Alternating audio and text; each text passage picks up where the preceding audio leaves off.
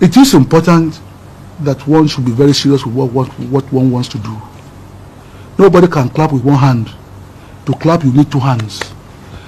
I can provide the money. I provide even the time. You remember, I followed the team to play their match against Nchanga Rangers. We got to Lusaka. We were told by the NFA that the match would be played in Lusaka. We struggled there on the eve of the match to be told that we'll be playing in Nchanga.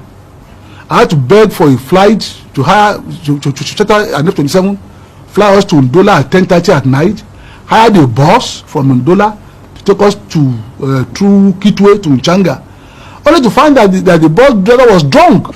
So I drove the bus myself for 3.5 hours. We were stopped by armed robbers 3 times on the road. I had to bribe our way through into Kitwe. We got to Kitwe at 2:30 in the morning of the day of the match to find that the officials had left for Kitwe. So we had dropped the boys, made sure they rested quickly, drove the same bus back to Kitwe to look for the officials to bring them back at 7 in the morning to officiate. I was prepared to do that. You see, it's not just money. You need to know what problems these boys faced. We took the boys then on their way back had problem connecting in Addis. They were delayed in Addis for 4 days. I had to wire money for them to eat and so on. Only to find that they were being scratched by Group Captain Obakono, who said because they did not show up in their quarterfinals match against the Maiduguri side academy at their quarterfinals match in Bauchi. I had to fight to get them to be allowed to play that match. They eventually qualified. With all that, when you look at it, it just occurred to me, what happened if these armed robbers, they opened fire on us near Kitwe? If I had been killed, what will I tell my children?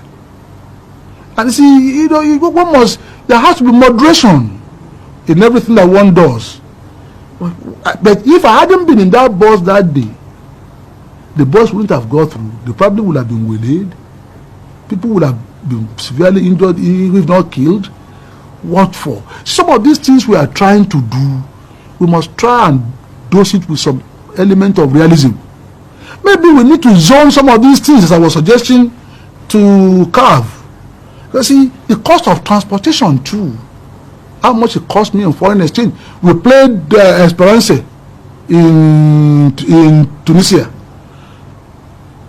We had evidence that some of my boys took bribe to concede that match.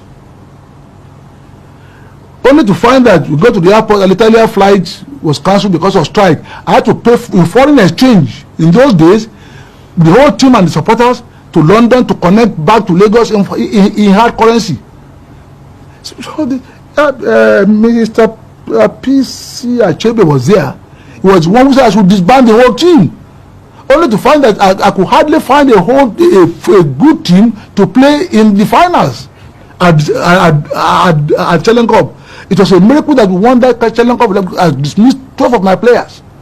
See, these things was too much for me, and I'm not getting younger. At the time of Abiola Babes, I was in my early 40s.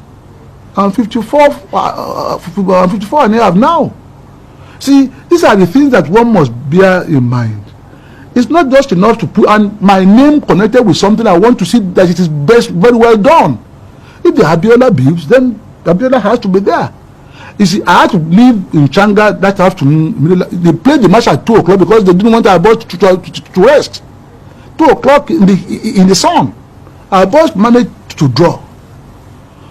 Drove straight to Lusaka to take the Zambian airline 11-hour flight into London for an important meeting. So I couldn't see to the boys being evacuated. They were stranded in Addis. See, there's so much hassle in all these things. And what is only one man? My father told me when the cousin was made 4 man. My father didn't know it is F-O-R-E. He thought it was F-O-U-R. He said, how can a man call himself 4 man? Every man is 1 man. I mean, don't pray on 4 man. I mean, I'm only 1 man. Abiola Babes has virtually returned. in Concord Football Club, a professional league Division 2 club, they will carry on. Abiola name will not be there. I think the name is already well known. Thank God. You are in Dakar. What do I think could anybody have wanted in his life? Only Nigeria refused to honor me, and I'm sure they will do that one day. But the whole of Africa has done so. What else do I want?